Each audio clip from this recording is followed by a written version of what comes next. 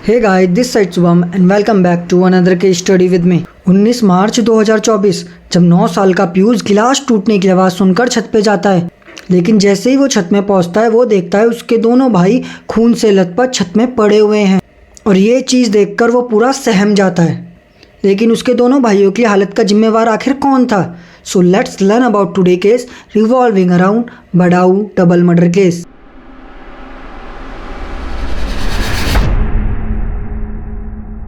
बाबा colony, civil lines, बड़ाऊ।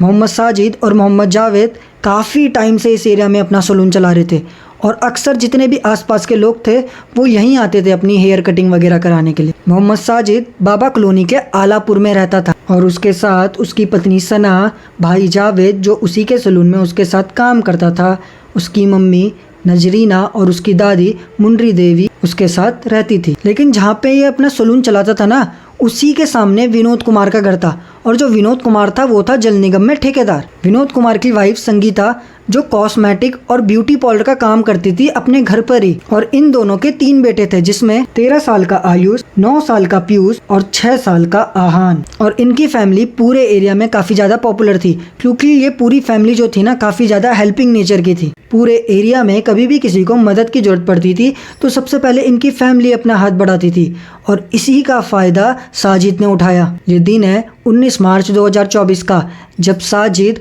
और उसका भाई जावेद पहली बार संगीता के घर के बाहर आते हैं और ये इतने सालों में पहली बार हुआ था कि जावेद और साजिद उनके घर आए थे। साजिद क्लैचर लेने के बहाने रूम में एंट्री करता है। अक्सर जो संगीता थी ना वो अपने तीनों बच्चों के बाल साजिद और जावेद की ही दुकान से कटाती थी और इसका कोई मेन रीज़न नहीं था क्योंकि ये शॉप जो थी उनके सबसे ज़्यादा घर के पास थी एक तो, और साजिद और जावेद काफ़ी अच्छी हेयर कटिंग भी करते थे और वो संगीता को संगीता भाभी करके बुलाते थे। लेकिन जब साजिद घर के अंदर एंटर करता है क्लैचर लेने के बहाने से तो विनोद उस समय घर में मौजूद नहीं था, वो किसी काम से घर से बाहर जा रखा था। तभी बातों बातों में साजिद संगीता से कहता है कि उसकी वाइफ प्रेग्नेंट है और वो भर्ती है हॉस्पिटल में और आज रात को ही उसकी 11 बजे डिलीवरी हो जाएगी, तो इसलिए उसको बहुत ज़्यादा ज़रूरी अभी तुरंत 5,000 रुपये की ज़रूरत है। तो संगीता कहती है कि उसको एक बार अपने हस्बैंड से परमिशन लेनी पड़ेगी।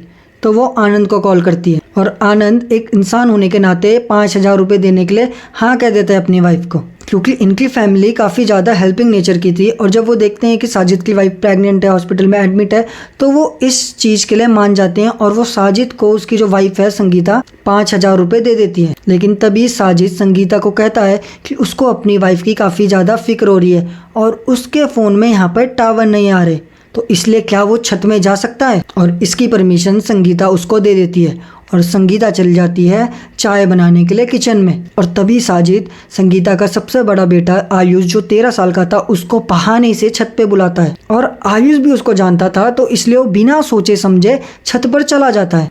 वो पीयूष को जो कि सिर्फ अभी 9 साल का था उसको मसाले की पुड़िया लेने के बहाने से दुकान में भेज देता है और आहान जो 6 साल का था उसको पानी लाने को कहता है। लेकिन किसी को नहीं पता था कि साजिद के मन में क्या चल रहा है। साजिद जैसे ही सबसे पहले छत में एंटर करता है तो सबसे पहले वो छत की मेन लाइट को ऑफ कर देता है जिससे पूरी छत में अंधेरा हो जाता है। फिर वो एक छत के कोने में शांति से घात लगा के बैठ जाता है। तभी साजिद आयुष को आवाज़ देकर छत पे बुलाता है और जैसे ही आयुष छत पे एंटर करता है साजिद उसके शरीर में धार वाले चाकू से 14 बार वार करता है जिससे आयुष ऑन द स्पॉट मर जाता है। छत का जो मेन डोर था वो बंद था और जितने भी फैमिली मेंबर्स थे उस समय मौजूद घर में वो नीचे वाले रूम में थे, तो इसलिए भी किसी को चाकू से वार करने की आवाज बिल्कुल भी नहीं आई। उसके तुरंत बाद 6 साल का अयान कांच के गिलास में पानी लेकर छत पर पहुंचता है और वो जैसी छत में एंटर करता है साजिद तुरंत उस पर वार करता है और वो तब तक उस पर वार करता रहता है जब तक 6 साल का आहान अपना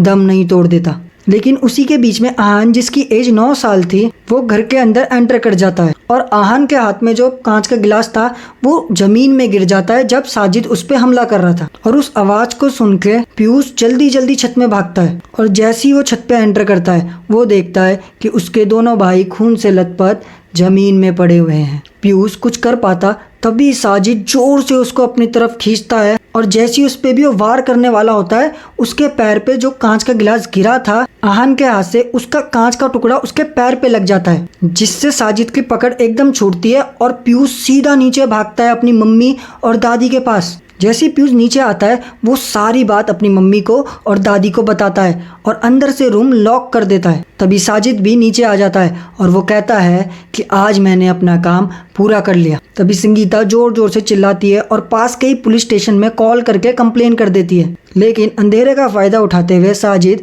सकाउपुरी के जंगल की तरफ भाग जाता है। कुछ ही देर में पूरे शहर में और पूरे सोशल मीडिया में ये खबर पहुंच जाती है और साजिद की सैलून की दुकान को तोड़ फोड़ कर उसको पूरी तरह से जला दिया जाता है लोगों द्वारा। यूपी की पुलिस पूरे एक्शन में आ जाती है इस घटना के बाद और वो कुछ ही घंटों में साजिद का एनकाउंटर कर देती है। और अब पूरे सोशल मीडिया और पुलिस का फोकस था वो था जावेद पे, क्योंकि अब सिर्फ वही बता सकता था कि आखिर साजिद ने ऐसा करा क्यों।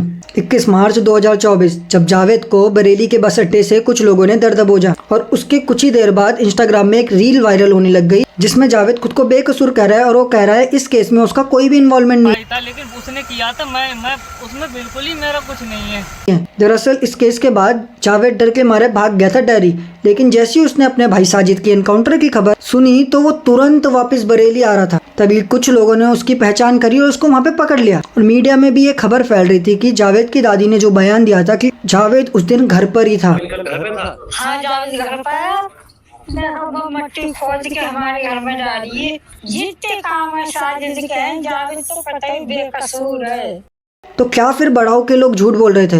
क्योंकि बड़ाओ के लोग और संगीता का खुद ये दावा था कि उस दिन जावेद उसके घर के बाहर था और साजिद अंदर आया था। पुलिस थोड़ी ऑन इन्वेस्टिगेट करती है इस केस में, जहाँ पे साजिद की वाइफ और उसकी मम्मी ये बयान देती है कि साजिद की वाइफ बिल्कुल भी प्रेग्नेंट नहीं थी और साजिद की शादी को 6 साल हो गए थे, जिसमें उसकी वाइफ के 2 डिस्कैरेज हो गए थे। मतलब उस दिन साजिद ने संगीता से झूठ बोला था कि उसकी वाइफ प्रेग्नेंट है और वो हॉस्पिटल में भर्ती है, और अब जावेद भी शायद झूठ बोल रहा था। इस केस को सोशल मीडिया में तंत्र मंत्र के नजरिए से देखा गया, लेकिन बाद में इसकी कोई इतनी ज्यादा पुष्टि नहीं हुई और जावेद खुद को बेकसूर ही मान रहा था, क्योंकि वो कह रहा था कि उसको नहीं पता ये उसके भाई ने क्यों किया है और इस 2 मर्डर में उसका कोई भी इन्वॉल्वमेंट नहीं है। अभी भी जावेद पे केस चल रहा है, लेकिन आपको इस क्राइम केस से इतना सीख जाना चाहिए कि कभी भी कोई आपके घर के अंदर आए तो आप उस पर पूरी नज़र रखिए। अगर आपके बच्चे छोटे तो आप अपने बच्चों को ऐसे किसी के साथ इतना ज़्यादा फ्रेंडली मत होने दीजिए, क्योंकि आजकल के ज़माने में कोई भी कुछ कर सकता है, किसी का भी कोई भरोसा नहीं है। आई होप आपको ये क्राइम केस अच्छा लगा होगा, और अगर आप ऐसी और क्राइम स्टोरीज देखना चाहते हैं तो आप मेरे चैनल को सब्सक्राइब कर सकते हैं, जिससे मुझे काफ़ी ज़्यादा मोटिवेशन मिलेगी। तो मिलते हैं अगली वीडियो के साथ, तब तक के लिए जय हिंद, वंदे मातरम।